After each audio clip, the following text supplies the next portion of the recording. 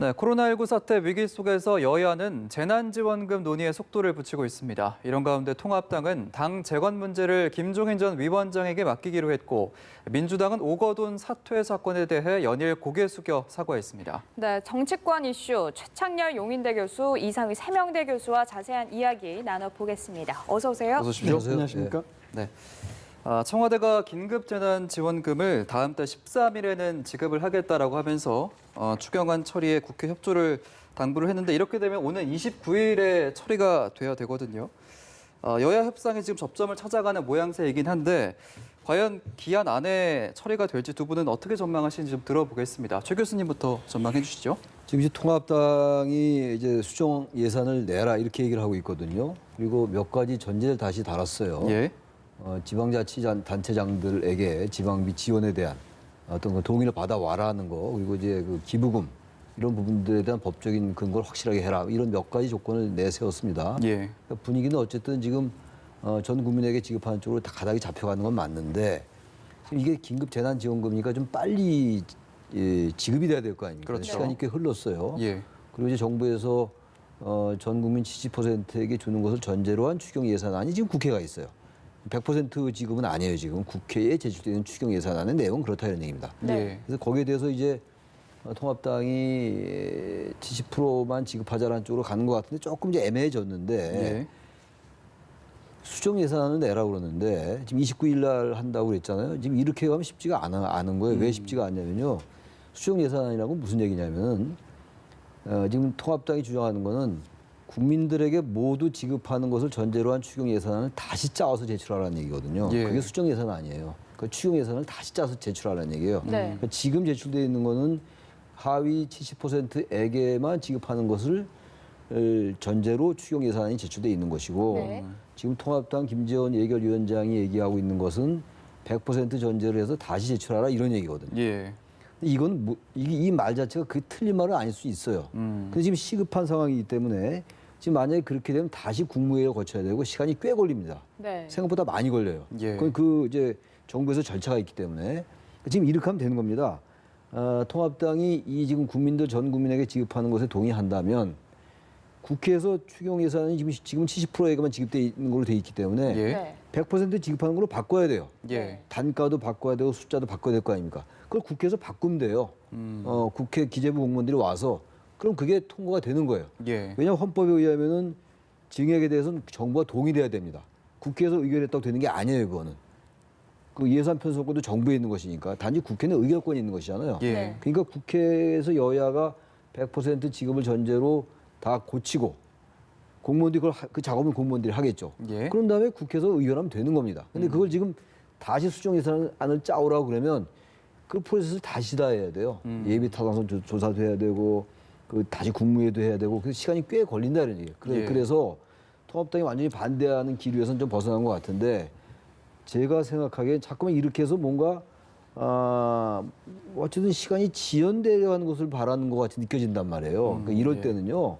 통합당이 완전히 절대 전 국민에게 지급하는 것에 반대한다라는 게 아니라면 빨리 수정 예산 갖고 나올 게 아니라 국회에서 여야가 합의해서 고치고 공무원들이 고쳐서 빨리 통과시키는 게 맞는 거예요. 그래서 나온 얘기가 이제 지금 청와대에서 5월 13일 날까지는 지급하겠다는 건 거기에 대한 압박이라고 해석할 수가 있는 겁니다. 네. 사실상 정부가 야당에 대한, 뭐 국회에 대한 최후 통첩이지만 사실상 야당에 대한 그런 강력한 의사의 표시거든요.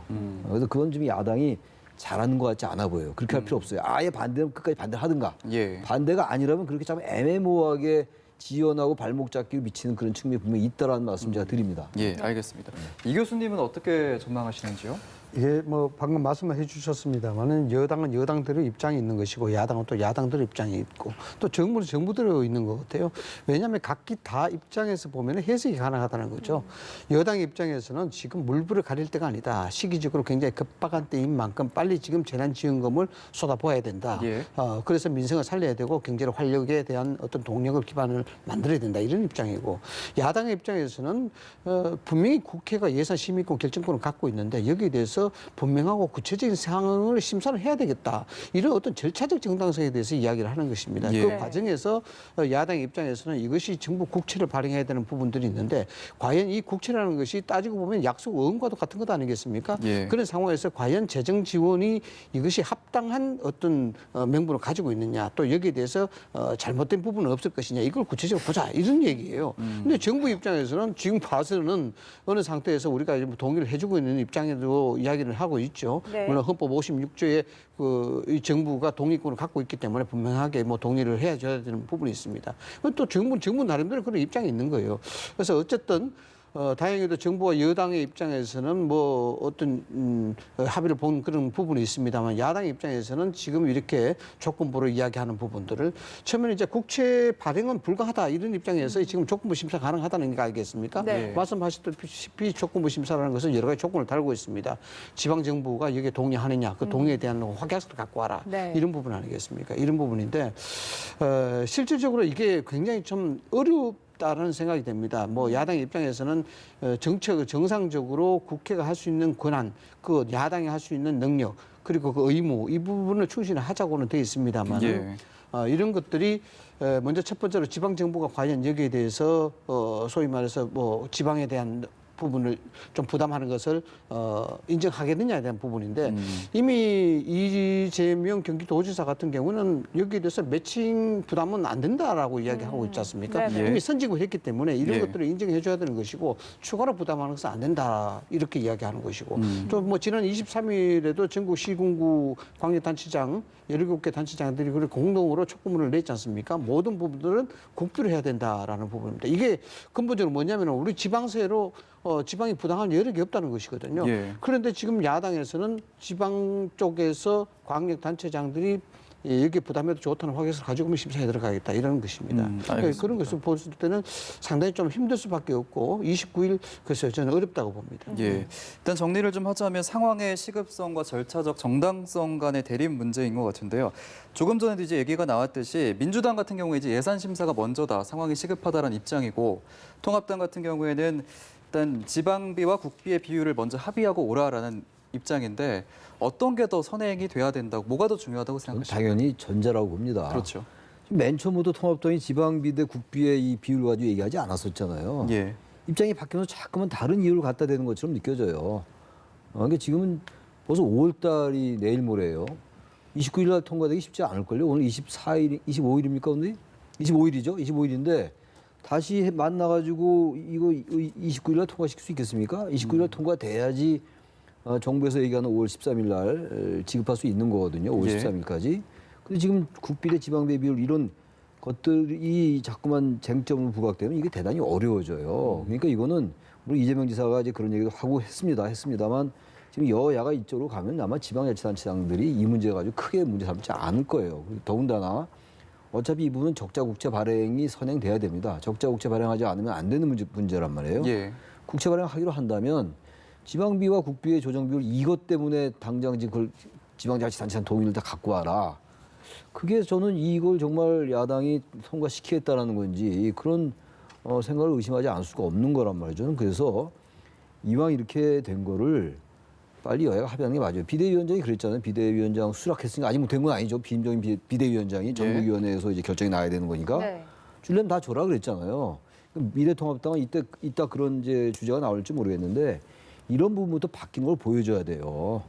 비대위원장 가지고 비대위 아무리 구성하면 뭐합니까? 이런 문제 가지고 다 지금 국민들이 어쨌든 지난 총선 때 황교안 대표도 1인당 50만 원씩 지급하는 쪽으로 얘기를 했었단 말이에요. 네. 그리고 예. 조금 반대 의견은 다 있는 거지만 어쨌든 이렇게 갈 수밖에 없다는 대체적인 공감대가 있다면 화끈하게 하는 거예요. 왜 자꾸 이렇게 합니까? 이게 예. 통합당이 바뀌지 않았다는 하나의 근거라고 보여지고 김재원 의원께서 너무 이쪽으로 너무 많은 그 권한을 갖고 있는 것 같아요. 이결 위원장이라서 그러시겠지만 이 부분은 그래서 그렇게 지지를 받지 못할 수 있다는 생각이 들어요. 예, 알겠습니다. 뭐 지금 나오는 얘기를 보면 당정이 전 국민에게 긴급재난지원금을 선지급을 하고 그 후에 고소득층에게는 세액공제 15%를 걸고 자발적 기부를 받겠다 이런 얘기가 나오고 있는데 사실 이게 실효성이 있을지 이 부분에 대해서도 이야기가 많이 나오고 있거든요. 어떻게 보시는지요? 이 자발적 기부라는 그 이 자체가 그 어떤 그 논리의 구성 그 시발이 어딘지는 잘 모르겠습니다만은 상당히 뭐 보완할 부분이 많이 있겠죠. 왜냐하면 네. 자발적이라는 이 자체가 정부가 과연 자발적이라는 말을 해야 될까에 대한 기본적인 문제부터 시작을 하는 겁니다. 그에 대한 그 실효성도 물론 또 따져봐야 되는 것이고 이렇게 된다 그러면은 쉽게 말씀을 드리자 그러면은 나머지 어떤 그 30%, 100%까지 확대하기 위해서는 그에 대한 국정적 재정, 국가 재정에 대한 부담을 완화시키기 위해서 자발적 기준을 통해서 기부를 통해서 하겠다. 이게 얘기 아니겠습니까? 네. 이런 얘기인데 국가의 정책과 예산을 불확실한 어떤 그런 기준을 가지고 자발적 기준에 의존한다. 이 자체가 논리적으로 상당히 뭐 놓을 수 있습니다. 그런데 뭐 민주당에서 하는 얘기는 그런 얘기를 하더라고요. 뭐 2000년도 초반기에 영국의 캐머런 총리가 이야기했던 빅 소사이어티에 언급을 해서 이야기를 하는데 그 빅 소사이어티라는 것이 빅 거버넌먼트, 즉 정부가 과도하게 개입하는 부분들을 중도적 성향을 둘러서 사회 단체라든가 조직체가 여기에 대해서 사회 안전망을 확충하는 데 좀 기여를 하겠다. 뭐 이런 논리로 이제 해석이 되는 것인데 예. 글쎄 뭐 그런 어떤 정치적인 아주 큰 어떤 함의를 갖고 있는지는 모르겠습니다만은 이거는 예산에 대한 부분이거든요. 그리고 네. 정책의 집행에 대한 부분입니다. 집행에 대한 부분을 명확지 않은 자발적 기부를 통해서 그것을 보완한다. 이런 것이 상당히 좀 실리적으로 이해하기가 굉장히 힘들다라는 부분에서 야당이 여기에 대해서 이제 이의를 달고 있는 것 아니겠습니까? 그런 애매모호하고 불확실하고 불명확한 그런 것에 정부 예산을 쓰임에 대해서 원칙을 기준을 정하고 거기에 대해 결정을 해야 된다. 이건 좀 무리가 있다. 그래서 구체적으로 이것이 어떤 실효성을 갖고 있을지 이야기해라라는 것인데 네. 뭐 금모으기 운동이라든가 뭐 자발적 참여 운동을 통해서 정부 여당 쪽에서는 하고 있다는 건데 뭐 100만 원에 공무원 전체 공무원 100만 명을 기준으로 하면 1조 원 정도가 됩니다. 네. 그렇게 되면 사실상 그것이 강제성을 띈다고 봐야 되겠죠. 강제성을 띈다고 봐야 되는데 그걸 자발적 기준으로 이야기한다는 것은 사실상 눈 감고 아웅하는 것이 아니냐 이렇게 봅니다. 그렇게 되면 사회적으로 가진 자와 가지지 않는 자 뭐 어떤 대립적 관계 형성도 될 수 있는 것이고 네. 공무원들도 여기에 대해서 상당한 불만도 가질 수밖에 없는 그런 입장이 되는 것이고 뭐 여러 가지 논리적 측면에서 야당에서 비판하는 이유라 볼 수가 있는 거죠. 네. 교수님께서는 이 부분에 대해서 어떻게 보세요? 저는 뭐 일리 있는 지적이라고 봐요. 그리고 강제성 일정 부분 띌 수밖에 없죠. 지금 공무원들은 기부해라 뭐 이런 얘기가 좀 나오는 것 같습니다. 네. 근데 이번 사안이 국채를 발행하긴 발행하는데 지금 앞으로도 국채 발행할 게 굉장히 많거든요. 20조, 30조 들어갈 일이 많고 지금도 계속 국채를 발행해 왔어요. 네. 예. 단 이번에 이제 70% 하위 70% 지급하는 거는 국채 발행 없이 하겠다라는 거였거든요. 네. 근데 이제 국채 발행 없이 한다는 게 다른 것도 국채 발행 안 한다는 얘기는 아니에요. 지금 워낙 지금 고용 한파나 실업 문제가 워낙 크기 때문에 정부가 안 할 수가 없는 거예요. 이거는 네. 뭐 다른 나라에 비해서 좀 유럽이나 이런 나라들에 비해서 우리가 좀 이제 재정 건전성이 좀 나은 편이긴 해요. 그러나 어쨌든 이게 너무 많이 들어가니까 정부로서는 대단히 부담스러운 거예요. 지난번에 예. 그래서 이제 홍남기 부총리가 재정 건전성 이유로 이제 좀 여권 내에서 좀 갈등이 빚는 모습을 보이고, 근데 사실 홍남기 부총리가 무슨 국채 발행을 전혀 하지 말자는 얘기가 아니에요. 언론에 자꾸 그렇게 알려져 있는 것 같은데 그건 아니고 국채 발행하려면 앞으로도 많이 발행을 해야 되기 때문에 이럴 땐 좀 아끼자 이런 의미였거든요. 그러니까 지금 그것도 같은 맥락에서 지금 이제 그 공무원들의 기부라든지 이제 10 내지 20%는 기부를 많이 할 거다. 그건 하나의 희망에 불과한 거잖아요. 기부를 네. 하라고 강제할 수는 없어요. 예. 그래서 세액공제 같은 경우는 지금의 세법화에서도 어떻게 하면 될 수 있는 거거든요. 근데 그런 걸 잘 하면은 이른바 뭐 캠페인이라든지 이런 걸 통하면 저는 큰 무리 없이 가능하기도 할 것 같아요. 어떻게 전개될지는 예단하기 어렵습니다. 지금 예. IMF 때 뭐 근무오기 운동 이런 얘기 다 하는데 그렇게 해서 조금 소득이 높은 사람들이 어떤 그 이른바 노블스 오블리제 정신을 발휘할지 네. 그렇지 않을지는 알 수 없어요. 그러나 저는 그걸 너무 이렇게 비판적으로 볼 필요는 없을 것 같아요. 그러니까 지금 70% 하위 소득 70%한테 주는 게 합리적일 수 있는 거거든요. 예. 돈이 이렇게 많은 사람한테 못 들어오고 돈을 주느냐. 뭐 1인 가구 400, 100만 원이면 1인당 한 25만 원? 네. 그게 크게 1년 소득이 2억, 3억 되는 사람이 그게 뭐 의미가 있냐고 할 수 있기 때문에 예. 그래서 하위 소득 70%가 합리적인 거거든요. 어떤 사람들은 또 아예 하위 30%에게 더 많이 지원해라 이런 것도 말이 되는데 근데 그게 잘 안 됐던 거 아닙니까? 이 네. 기준 같은 거.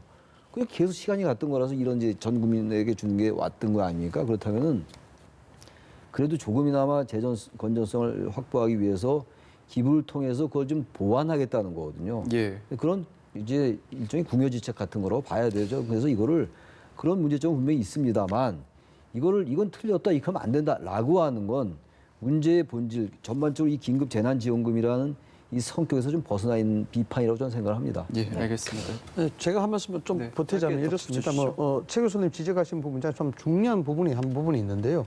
뭐냐 그러면 경제에 대한 부분입니다. 네. 이 경제가 지금 앞으로 언제까지 침체될 것이냐 이런 부분인데 뭐 우리 경제는 아시다시피 실질적으로 수출의 의존도가 굉장히 높지 않습니까? 예. 물론 뭐 재단 지원금 이런 등등을 통해서 재정 확대 기조를 유지하게 되면은 소비에 대한 진작이 나타날 수가 있는 것이죠. 그러나 문제는 이제 수출에 대한 부분입니다. 수출에 대한 의존도가 굉장히 높기 때문에 이 코로나 전국이 우리나라에만 끼치는 것이 아니라 전 세계로 팬데믹 현상이 이어지고 있습니다. 네. 이것이 언제 끝날지 모르는 불확실성이 있다는 것이죠. 그래서 예를 들어서 지금 국채를 발행한다 이 부분들이 말씀하셨다시피 지금 일회성으로 끝나게 되면 그나마 다행인데 이런 기조 자체가 수출의 기조가 계속 악화될 수 있는 기조가 이어질 수 있다는 건데 앞으로도 국채 발행할 수 있는 그런 여지가 굉장히 많이 남아 있다는 겁니다. 그런 측면에서 야당이 여기에서 정치적 함의를 가지고만 여기에 대해서 소위 말해서 거부를 하고 부정적 입장을 나타내는 것이 아니다. 이런 부분들이 좀 이해가 돼야 되는 부분이고요. 자발적 기부라는 부분들은 이거 지금 법조항까지 바꾸면서 실제 자발적 기부를 만들겠다는 거거든요. 이런 것들이 법에 대한 논리상 이것이 좀 가능한가 이런 원초적인 부분에 지금 당장 급하긴 합니다만 네. 이런 것들을 통해서 강제성을 가지고 자발적 기부를 이야기해라 이런 것들이 민주주의 사회에서 상당히 좀 논리적으로 좀 모순이 많이 작용할 수 있는 그런 여지가 있다라는 겁니다. 예, 알겠습니다. 자, 저희가 이제 각 당 상황도 좀 알아보겠습니다. 잠시 얘기가 나왔는데 통합당은 김종인 전 선대위원장이 이제 비대위 체제를 이끌어 가기로 결정을 했습니다. 지금 당내에서는 반발 여론도 계속 나오고 있는데 순항 가능성 좀 얼마나 보시는지요? 반반인 것 같아요. 이제 김종인 위원장이 보수 진보 양쪽의 그 비대위원장을 다 해본 분이잖아요. 예. 이게 양쪽을 다 섭렵했기 때문에 상당히 장점을 작용할 수 있고 반대로 너무 양쪽을 다 해봤기 때문에 그게 오히려 특별한 지향점을 이제 정하고 그쪽으로 가는데 이 부정적 영향을 줄 수 있는데 전 김종인 위원장이 최근의 행보로 볼 때 상당히 충격 요법을 할 것 같아요. 30, 40대를 이제 전면에 포진시킨다든지. 예. 오늘 아까 그 기사 보니까 홍준표, 유승민, 안철수는 이미 다 지난 대선에서 거의 끝났다 뭐 이런 취지의 얘기를 언뜻 제가 봤거든요. 예. 그러니까 이거 당내 여러 가지 갈등을 예고하는 거거든요. 물론 안철수 전 대표는 뭐 이제 통합당은 아닙니다만 그런 면에서 이제 어떻게 당내에서 비대위가 만약에 전국위원회 추인을 받는다면은 상당한 갈등을 예고해요. 지금 조경태 의원도 유승민 의원도 지금 반발하고 있는 상황이란 말이에요.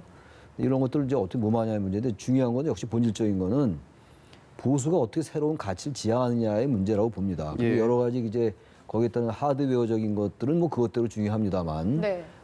지금의 이런 상태의 보수는 저는 2년 후 대선에도 거의 힘을 쓰지 못할 거라고 봐요. 그걸 바꾸자는 거예요 지금.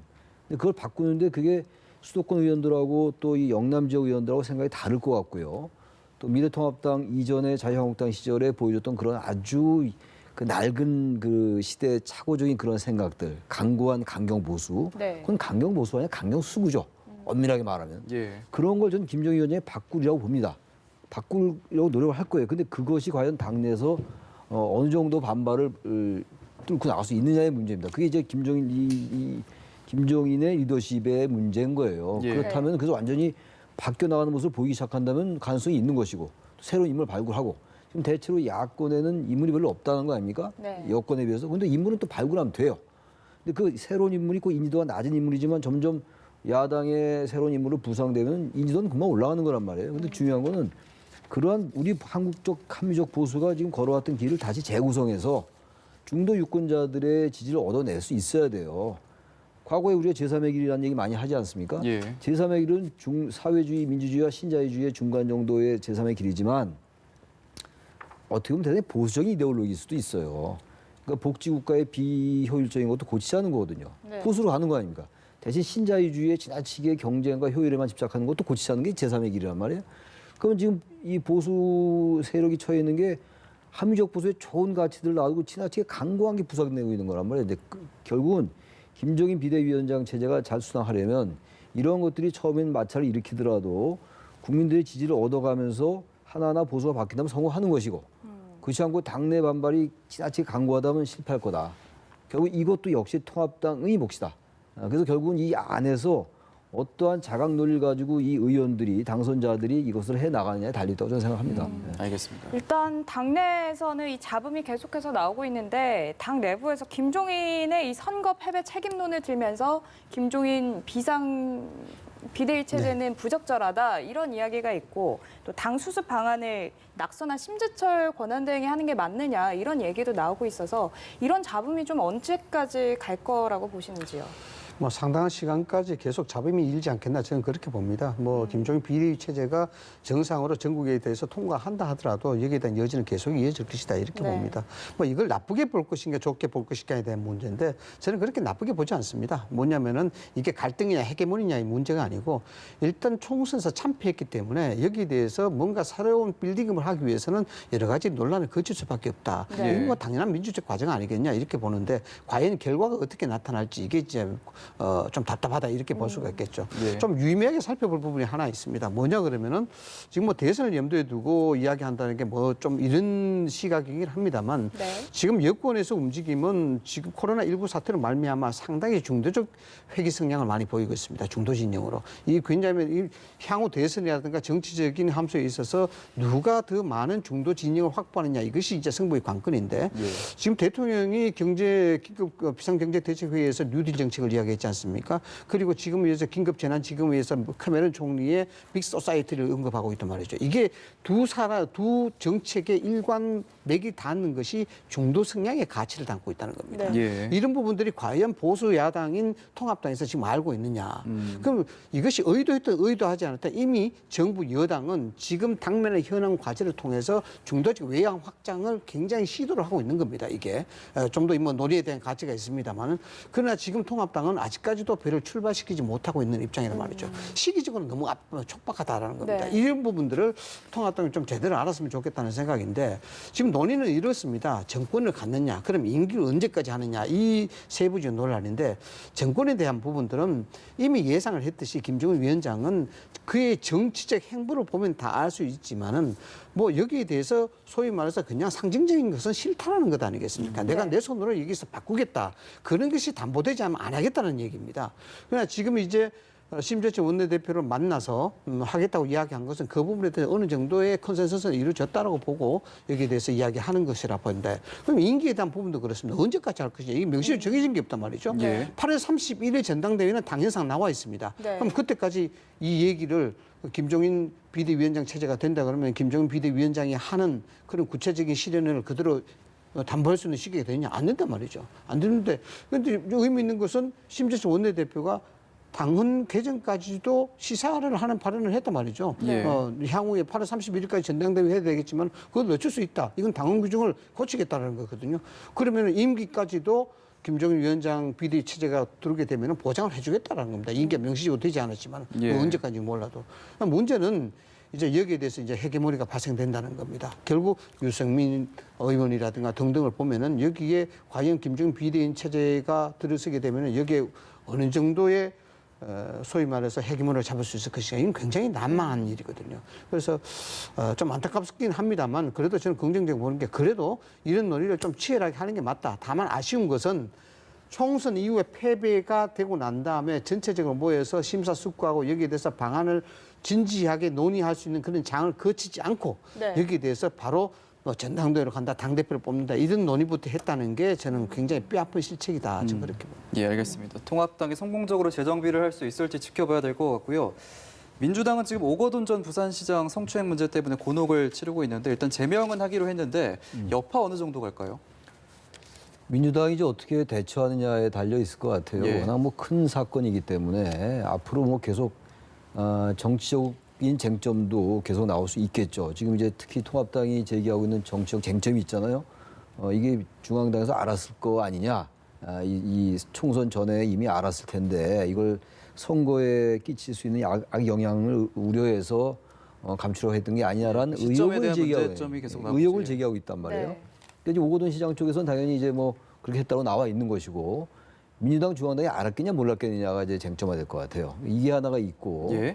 그다음에 일단 이제 제명을 한다고 그랬는데 제명을 좀 빨리 할 필요가 있어요. 27일 한다. 원래 이제 오늘 한다고 그랬었나요? 근데 뭐 그 윤리심판원의 그 의결 정도까지 안 돼서 안 됐다라고는 그러는데 제명할 겁니다. 제명 안 할 수가 없는 거고요.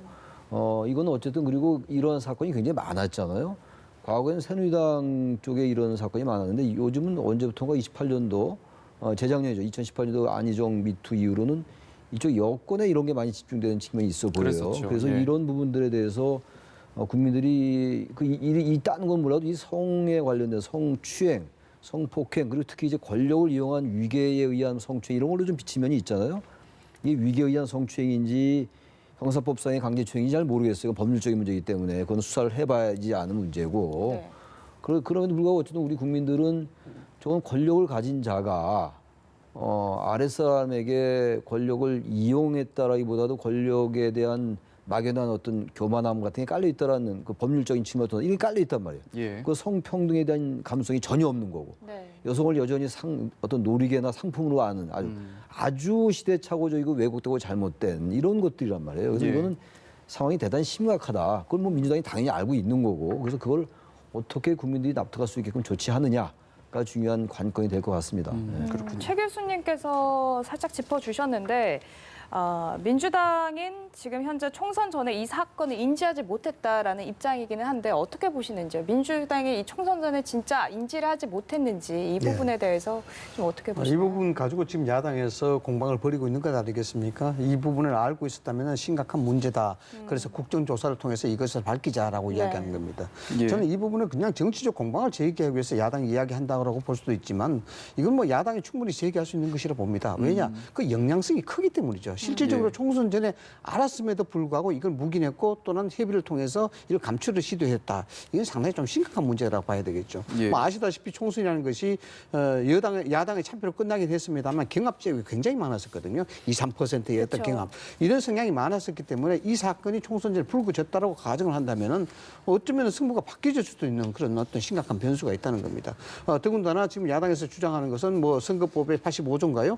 여기에 대해서 피해가 발생하고 난 다음에 여기에 대한 시기를 조절하자. 뭐 여기에 공무원들이 일정 개입이 됐다 그러면 공직선거법 위반이 되는 겁니다. 네. 예. 이런 측면에서 여당이 자꾸 책임론을 걸고 하고 만약 이게 합리적인 의심으로 진짜 몰랐었느냐 이렇게 묻고 있는 거죠. 지금 민주당 입장에서 이 사건 자체가 확대되면 아주 곤란하죠. 네. 왜냐 그러면 총선에 대한 국민적인 지원, 지지 이 부분들이 정당성을 잃어볼 수가 있습니다. 예. 그렇게 되면은 아무리 180석 의석을 가지고 있다 하더라도 이 정책 추진에 있어 동력 자체가 현저히 떨어지게 됩니다. 그렇기 때문에 민주당 입장에서는 여기에 대해서 무조건 미안하다고 석고대지할 수밖에 없는 그런 상황이 되죠. 아울러서 여기에 대해서 정말 국정조사까지 들어간다면 아주 큰일이 나게 되는 것이죠.